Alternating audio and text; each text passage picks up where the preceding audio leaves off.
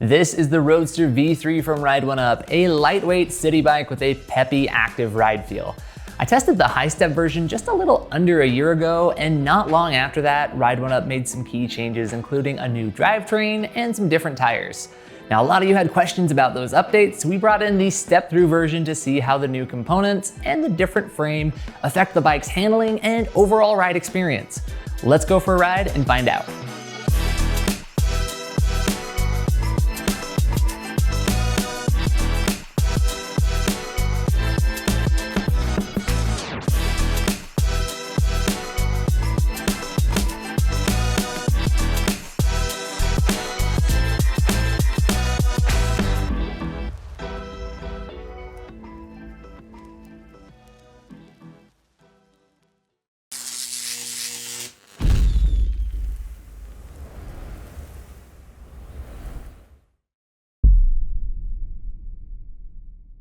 Hey fellow riders, and welcome to Electric Bike Report. I'm Griffin, and today I'll be walking you through the ins and outs of the Roadster V3 ST. Before we dive in, just a quick reminder, if you're into e-bikes, we've got a weekly news and Q&A show and a ton of other helpful content, so be sure to subscribe for all of the latest updates. Now, like I said, this is my second time reviewing the Roadster, having reviewed the Highstep when it first launched. So I've gotten to know it pretty well by now. Here are my key takeaways on this bike. And let's start with the handling. The frame is fully rigid, so yes, you'll feel some of the road, but that's kind of the point. For active riders who like darting through traffic or cornering at speed, it is terrific. The handling is nimble and the bike feels lively and responsive, but still well balanced overall. I was also really impressed with the step-through frame. It keeps much of the ride character of the Highstep version, but in a more accessible design for people of different sized inseams. I'll have more on that though in the ride quality section later on. And point number 2 is the power. The Roadster has some serious pep in its step, especially for a lightweight city bike. Many bikes in this category that feature hub motors use smaller 250 or 350 watt models, but the Roadster V3 comes equipped with a 500 watt Mevice rear hub motor, peaking around 650 watts with 50 Newton meters of torque. It is a noticeable step up. That extra power helps it just feel quicker and more capable on hills while still keeping the bike light and nimble. Now, point number 3 is the motor feel, and it is a good one. This is one of the smoothest hub motor and torque sensor pairings that I have tested. The motor is quiet, responsive, and delivers power subtly. You might barely feel it kick in with the lower power modes, but you'll see your speed rising steadily, which is the biggest clue that it's working. Now, it climbs surprisingly well, and the whole assist system just feels refined. And the final point is its value. Now, if you're new to Ride1Up, they're one of a handful of direct-to-consumer brands offering great specs at lower prices and without sacrificing ride quality. It is really hard to do all three of those, but this bike is a great example of that. And further proof, you can actually reasonably think of the Roadster as a gravel-capable bike. And for that kind of capability, its $1,500 price tag is kind of wild. As for the rest of the spec, the Roadster V3 features a removable 360 watt-hour battery integrated into the down tube. Now, both the battery and the bike are certified to UL 2849 and 2271 standards. It's programmable as a Class 1, 2, or 3 e-bike. Now, it's a bike with some options too. You can pick either mint or onyx black colors across 3 aluminum frame sizes. There are medium and large Highstep frames and this step-through option. Any frame can be configured with either a 9-speed chain and cassette or a single-speed belt drive from Dayco.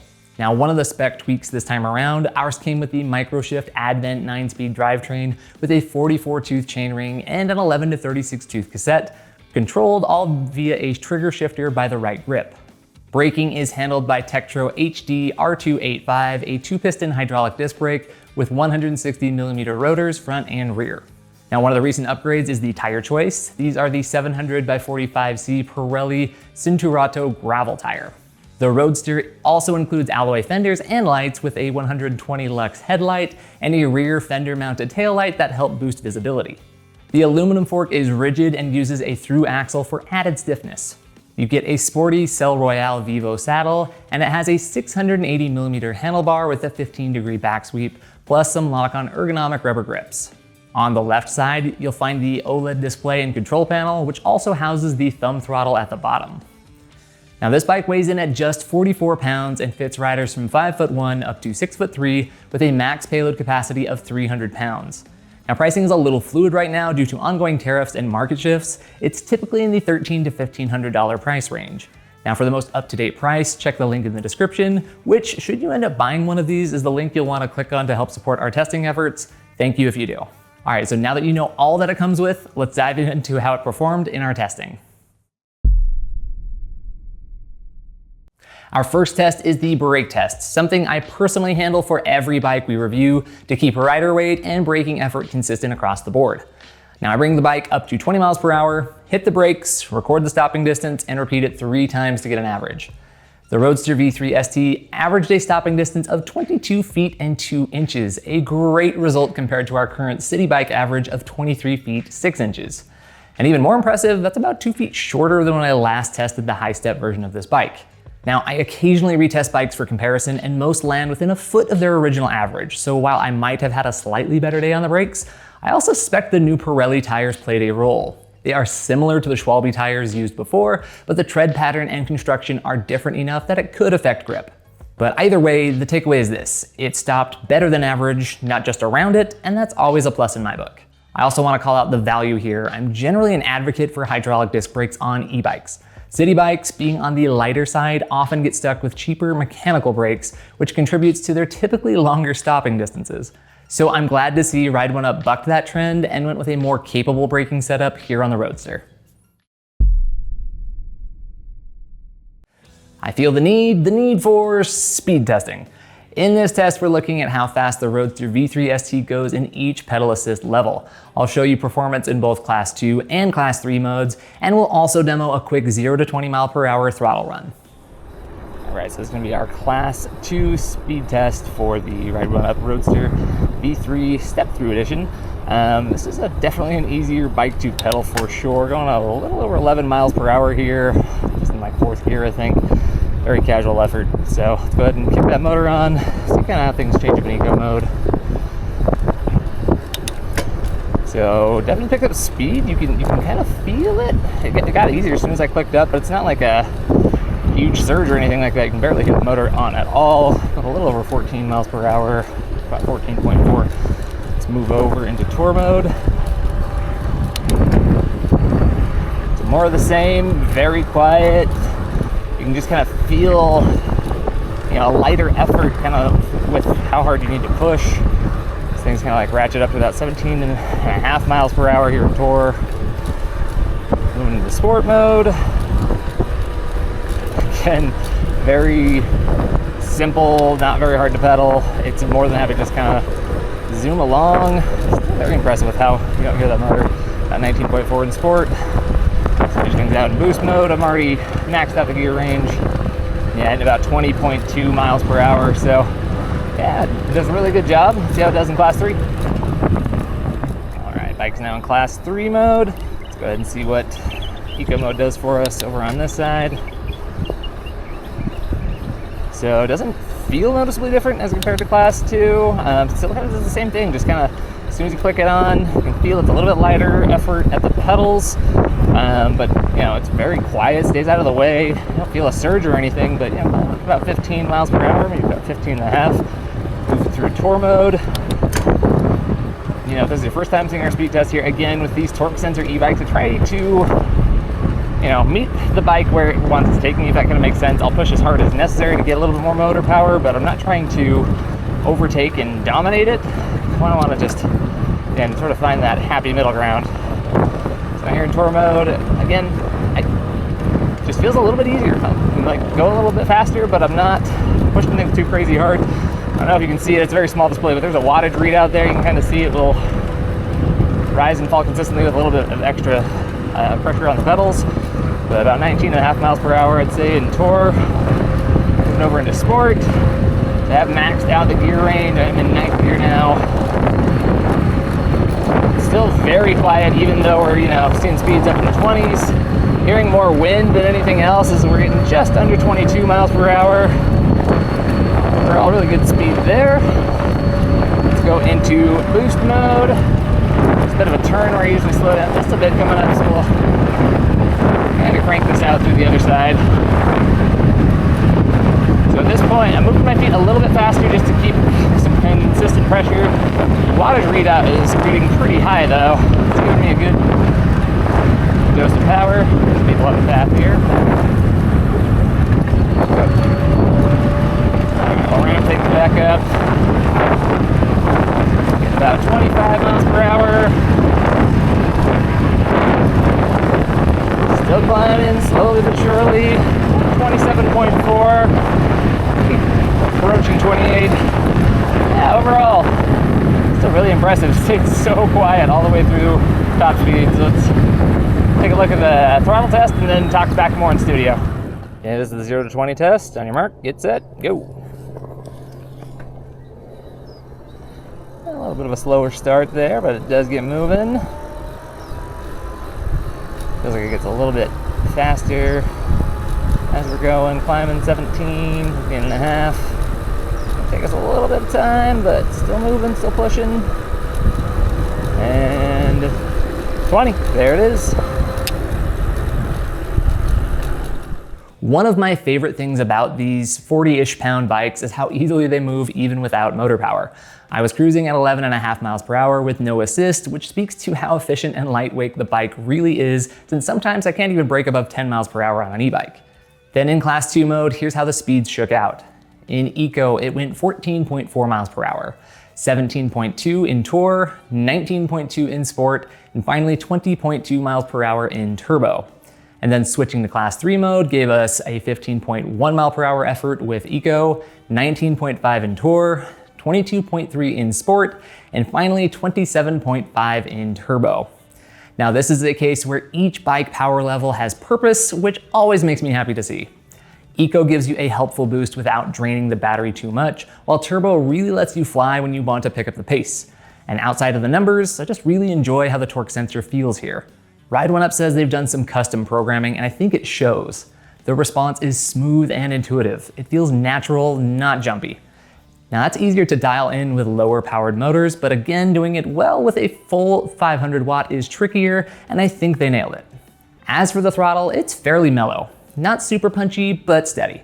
It works great for maintaining speed when your legs need a break, and you're just looking to cruise without pedaling. With lightweight bikes like this, you typically don't see oversized or bulky batteries, and that's a big reason why they stay so light. The Roadster V3 ST comes with a 360 watt-hour battery, which is pretty standard for this class of e-bike. But since this one packs a more powerful motor than most in the category, I was curious what kind of real-world range we would get. To find out, we ran our usual two-part range test, one in Eco mode for max efficiency and one in Turbo mode for max power, both done in Class 2 settings as per our testing standards. Now, we've had a lot of rain lately messing with our test schedule, so I'm going to reference the results from our previous test on the Highstep version. And in those tests, the bike went 16.8 miles in Turbo and 49 miles in Eco. Now, Ride1Up claims a range of 20 to 40 miles, so I'd say that those numbers are well within reason depending on typical factors like rider weight, terrain, and how much assist that you're using. So all things considered, I was pretty happy with the range here, especially given the 500 watt motor. When we looked at the data in terms of watts per mile, the Eco test actually came out a bit more efficient than most city bikes, while the Turbo test burned through more power than the class average, which makes sense given that most city bikes run smaller 250 or 350 watt motors. But even then, it still tests more efficiently than many full-size e-bikes that we've reviewed, so it kind of graded out exactly as expected. City bikes tend to be more sprinters than marathoners, but if you're concerned about range, the smaller battery charges up quicker than most in about 5 hours, and you've always got the option to purchase and carry a spare to double your range with a quick swap. Let me welcome you to hell, or more specifically, our hill test on the aptly named Hellhole Trail.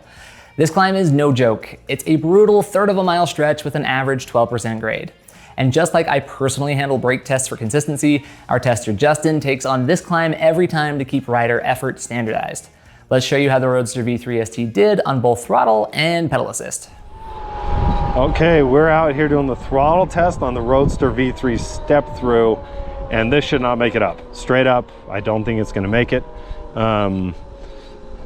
Bike with this size, how light it is, the motor, the torque, it just probably won't work. And down to 4, 3, 2, 1. Yeah, that's it. So didn't make it up. Made it about halfway up this first steep section. It's not too bad. We'll turn around and do the pedal. Okay, we're back out now on the Roadster V3, again the step-through version, doing the pedal test, and so far doing pretty good. Again, very lightweight. Gotta admit, this is one of my favorite lightweight city commuters. We're at about 10.6 right now. Downshift 9.1. Shift one more time here down. 8.6. Shifting's very crisp and smooth. I know they changed from the Shimano to this. So a question we've been getting a lot. So up hills, shifting pretty good. I'm gonna shift back up here. Nice and smooth there. And I'll let you listen to the motor through this section as I come out of the steep, punchy section.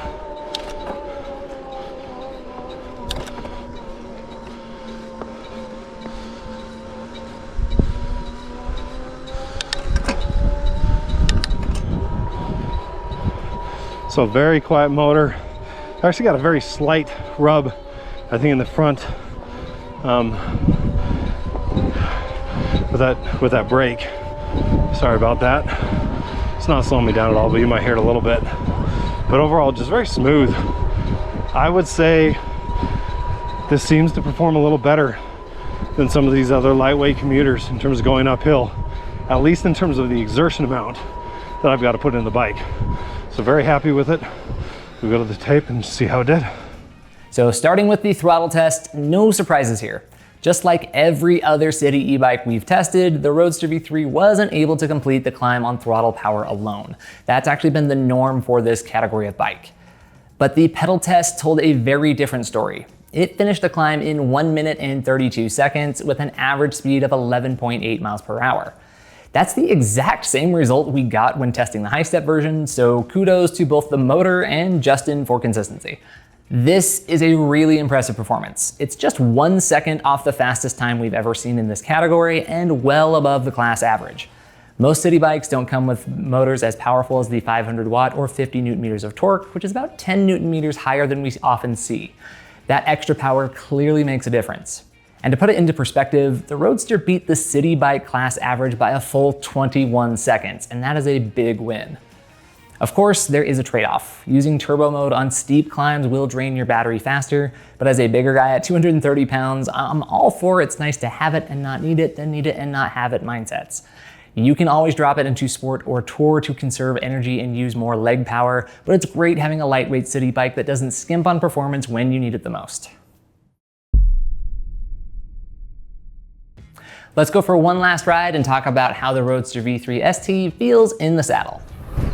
You know, for me, it's always kind of a treat when I have the opportunity to essentially review a bike for a second time, because I did review the Highstep 9 months ago, and you know, a lot of bikes have been ridden and tested since then. I was kind of curious, you know, I really was impressed by the Roadster the first time around. Is that opinion going to change drastically? Will it be better? Will it be worse? And I can honestly say it's the same, which is a really good thing, because I really enjoyed this bike the first time around. I think it's just so much that Ride1Up gets right. You know, this bike still had a couple surprises for me, in regards to its sizing, and even the differences that have changed since my last time reviewing it, namely the drivetrain and tires. It hasn't drastically altered the experience for me. It's still just a good overall ride. So it's kind of a jump into everything I'm kind of talking about that encompasses the ride quality. So starting with the basics, you know, it's a city-styled bike, kind of city hybrid gravel, and with that, I mean, it feels really nice. It's got that, you know, close to 40-pound weight of it. I always tell people, don't let higher weights on e-bikes discourage you from riding them. That's what the motor's there for. It's going to compensate most of the negative effects. However, there is something just really nice about having something that's closer to traditional bike weight. It just does feel noticeably light, nimble. You know, it's a nice, sharp experience out on the road. This is one of those things that I kind of just consider at very precise. It's kind of the word that said that in the first review. I'm kind of like back to it on this one. Like that rigid fork, just the intention. You know, the way that they've dialed the geometry, it just feels like a precise tool to move around, to navigate through traffic, to just have an easier time with, you know, a 40-pound e-bike. So now a couple of things to bear in mind. So the 680 millimeter handlebar, I think it's great. No notes there. Keep things sub 700. And just, overall it's got good width, especially for me. I've got a little bit more broad shoulders, but this is about right. Gives it really light and playful handling. On your left. So overall, I think I got the sizing right. What really surprised me though is, of course, this is the step-through frame. I had the large Highstep last time. And on your left, what really caught me by surprise is that one seemed to fit me perfectly. So I was anticipating this one with a shorter reach, shorter overall wheelbase. I was kind of anticipating feeling oversized on this one. That is the case, but only just so. I think they build this for riders from 5'2" to 5'11", if I remember correctly. As I'm a 6'1" with a 32-inch inseam, again, slightly oversized, but not egregiously so. Even so much that, with the shorter step over height, I probably opt for this one, I think. Don't hold me to that. I gotta go and jump on the other one and go back to back one more time just to make sure of that. But again, sizing feels good. Just a good overall handling. Feels like appropriate body positioning with this, forward lean. But again, just snappy and playful handling, something light and easy to move. Now, for those unaware, this is, this stem right here is non-adjustable, so that could be problematic for some riders. So again, make sure, coming by ya. I found an eagle or something over there. So again, just make sure you are looking at closely at the 3 different sizing options available to dial it in for the one that you need. But I mean, overall, again, I feel right at home. I don't feel like I need to adjust the stem at all. You have a little bit of adjustment, of course. You can move the saddle back and forth just a little bit on the rails there to dial that in and help, but overall I like that. But what you're also getting with this stem is, with non-adjustable, it does have the internal cable routing. Now, I love that for the aesthetic. It does mean that if you do have to adjust any of those cabling that runs through there, that is a more involved and laborious process. It's gonna take you a little bit longer, of course. If everything were externally routed, just easier access. It's a trade-off. I value aesthetics, so I would take it, but it is something to note. Now, the tires on this one of the changes for me personally from the last time when I had the 12s, these Pirellis 700 by 45, I think they are a comparable and good tire. A little bit smoother, smaller knobs in the middle, and a little bit, more chunky on the shoulders. Overall, it's really good. 45, it's fairly wide for a gravel tire. It's approaching, like the 2 inches you kind of see for commuter tires. So by that standard, fairly wide, fairly comfortable. You can run it at a lower PSI if you want, but it's also, thick and burly enough to kind of withstand a little bit of gravel riding. If that's something that you want to get into, it's pretty good and easy time if you're going across rail trails and things like that. And then last but not least, again, I'm just very impressed with this eBikes motor. Again, I don't even know how many bikes between the last time I reviewed it. I remember being so impressed by it the first time around, just how quiet it is, but how much power it has. It's every bit as impressive to me on this second go around. It's got great amounts of power. I like seeing 500 watt, power on a city bike like this. A lot of them will spec 350 or something lighter because you don't need as much power.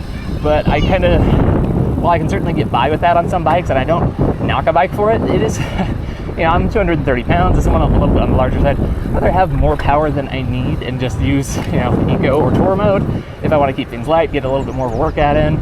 It's always nice to have a little bit more and not use it than, have, not need not have, that type of debate. So overall, just again, really helpful, really powerful, really good at just engaging in such a way that you almost forget it's there.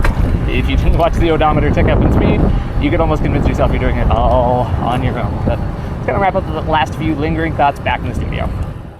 As I mentioned earlier, a few spec changes were made shortly after we reviewed the Highstep version, and a lot of people asked how those updates impacted the ride. So first off, I found the micro shift drivetrain to be really smooth. Shifting felt crisp each time, and I appreciated that's still a clutch derailleur. It keeps tension on the chain and cuts down on the bounce. You lose 1 gear compared to the Dior setup that we tested before, but honestly, I didn't feel like I missed it. The slightly larger chainring was a subtle change, but a welcome one too.